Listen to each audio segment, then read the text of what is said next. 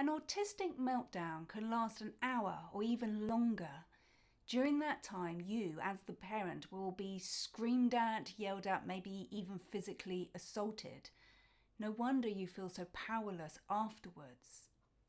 Last week, we looked at how to prevent meltdowns. This week, we'll look at what you can do afterwards to regain your power. Welcome to the Send Parents Survival Guide podcast. I'm your host, Esther Freeman, and I teach parents the principles and techniques for how my daughter went from 5 or 6 violent meltdowns a day to virtually 0. In this weekly podcast, you'll learn how to have a calmer family life, so make sure you're subscribed so you don't miss an episode. If your child is prone to meltdowns, it can feel like you are constantly walking on eggshells. And during the meltdown, there isn't much you can do except for ride the wave.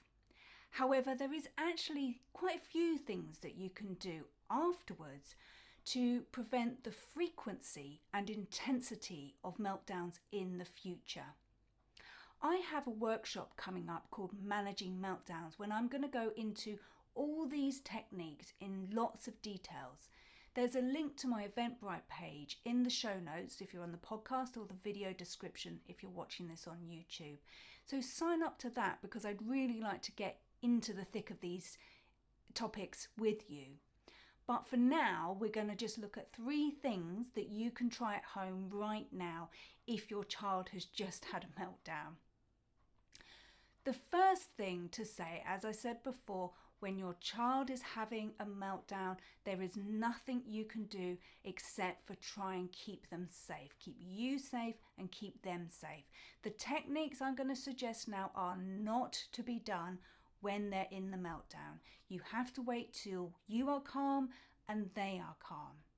Now, how do you know if they are completely calm? Because you don't want to just set them off again by doing these things, right?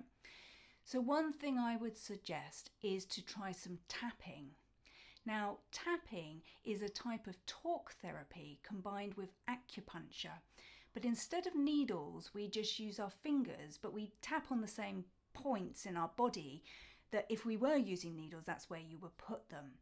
The great thing about tapping is that you don't need any specialist equipment and you don't particularly need any special training. I've got a guided tapping meditation and I'll put a link to that in the show notes or the video description if you're on YouTube. So you can tap along and I tell you everything that you need to do in that video. It takes less than 10 minutes and the results are really great, and it's especially good at the end of a meltdown just to make sure that we've expelled all that negative energy. I know it sounds quite kooky and you might be thinking, ooh, what's this weird new age thing? But honestly, just try it. I was really skeptical too, but I use it all the time with my daughter and myself, and it has amazing results. There's absolutely no harm that can be done by trying it, so just give it a go. If it doesn't work for you, don't use it again. But it could be a really useful resource, particularly at the end of a meltdown, just to bring your calmness and your negative energy, getting rid of that, and your child's, so that you're ready to do the next step, which is the deferred conversation. So the deferred conversation is a principle of NVR. NVR stands for non-violent resistance, and it is a parenting strategy that draws upon the principles of some of the civil rights leaders. I describe it as like Gandhi on the school run, because we're drawing on the ideas of Gandhi, Martin Luther King, Nelson Mandela, who learnt that meeting violence with active passive resistance actually gets better results than meeting violence with violence. When you meet violence with violence, it just breeds more violence. So we're going to be actively passive and calm in all of these responses, and this defines the deferred conversation. So this happens when the meltdown is over, everyone's calm again, you've maybe done your tapping, make sure that everyone is calm, and you talk with your child about what just happened, but we do it in a non-blaming and shaming way. So you might start off by just validating their feelings. I could see how upset you were and how awful that must have been for you to be in that place. But we can also just lay down a few boundaries here, because if they have been violent and aggressive, this is where we affirm that that is not acceptable behaviour. But then we ask them, what can we do in the future to prevent it getting like this? And depending on their age, this can be a kind of brainstorming session. And you'd be surprised at actually how young children can be to come up with their ideas, especially if we're frequently having these sorts of conversations with them and giving them the language. I think my daughter was only about 6 when I had a deferred conversation with her, and I just wondered out loud, I wonder what we can do in the future so that we don't get to this point. I wasn't really expecting her to say anything, and she then turned around and said, you know what really helps me is drinking lots of cold water. She was 6 and she was already starting to work out strategies. So I said, brilliant, that's great. Okay, next time you're feeling like you're working up, and you might want to talk to them about where do they feel it in their body when they can feel themselves getting really overwhelmed, and saying, let's have some kind of signal. If you can't say the words, maybe we'll just have a code word like potatoes, or it can be something silly. It's a potato moment. And then you can say, okay, do I need to go and get some cold water? Is that what's going to help you right now? Or maybe, if their speech and language is difficulty, maybe it's not a word, maybe it's a gesture or a wave, or I don't know. You can discuss it with your child, what works with them. Get them involved in it. What can be our special code word when you know you're starting not to cope? And then I can go and get that thing for you, whether it's a fidget toy or whether it's your den. As I said, go back to the episode last week to find out some of the things that you can do to stave off these meltdowns. There's lots of ideas in that video from last week. So you're discussing it with them. You're bringing them into the conversation and giving them a bit of control, and that in turn allows you to have some control too. Also, as part of the deferred conversation, now this bit might be quite hard for some of you, but you need to accept your responsibility, and that might be apologising for your behaviour during their meltdown. For example, the other day my daughter was getting wound up and I was tired and feeling a bit overwhelmed by a bunch of other stuff that was going on, and I shouted at her and that triggered a meltdown, and I knew it would, and it was stupid of me, but I just lost my cool. We all do it. But I did afterwards repair the relationship, and I said, I'm really sorry I shouted at you. I got really overwhelmed.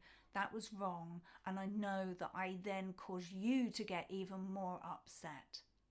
So when we do this, we're role modelling to them, how to take responsibility, how not to blame others, and just also lifting any shame that they may have about their behaviour, about their condition, that it does lead to these sorts of behaviours, whether it's autism or trauma or fetal alcohol spectrum disorder. They are have a much higher sensitivity and are more prone to meltdowns, and there may be some shame around that, but we're lifting that back off them by apologising to them.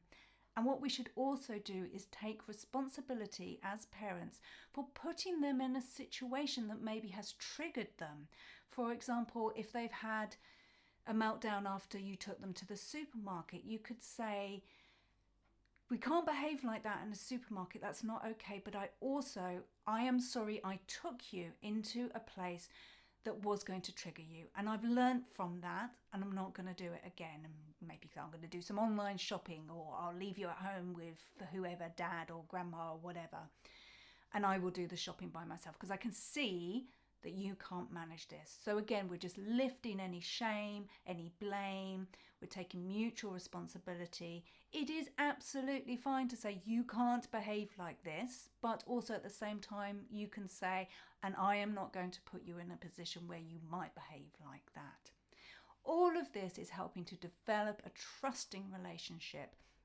And in future, it means that they will come to you when they feel like they're working themselves up, and then you can use these preventative measures.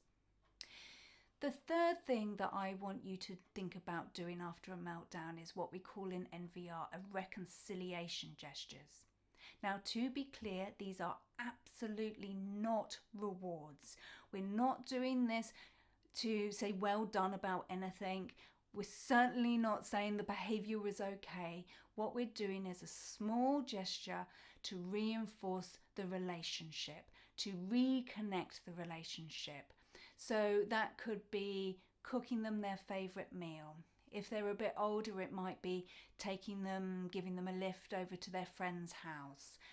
Or maybe it's just something that's quite bonding, like snuggling up on the sofa together to watch a movie.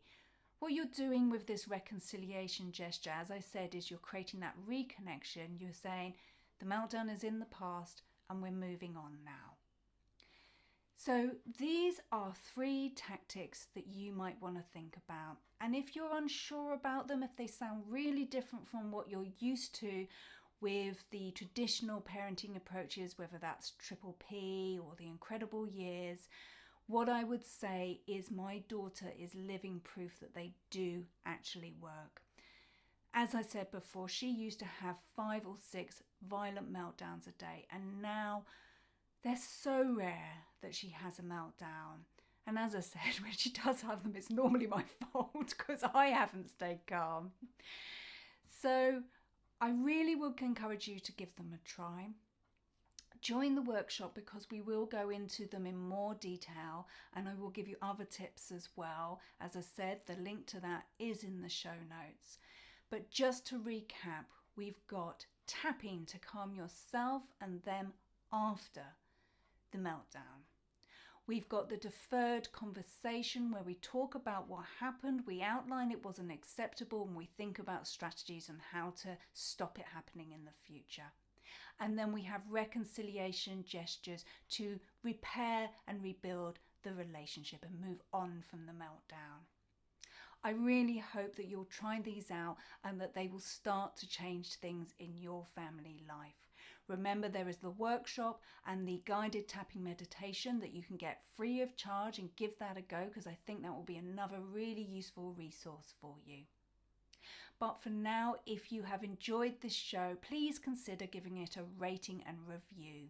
This helps the algorithm, which helps other parents find them. And parents feel known when they are dealing things with relentless meltdowns. So give that a rating review, and it takes a few minutes. I'd be really appreciative. And in the meantime, I'll see you next time. I hope you found those tips on what to do after a meltdown useful. I mentioned in that video a few times that I have another video about what to do to prevent meltdowns happening, and you can find a link for that there. And just click on that and you'll get lots more useful advice and strategies.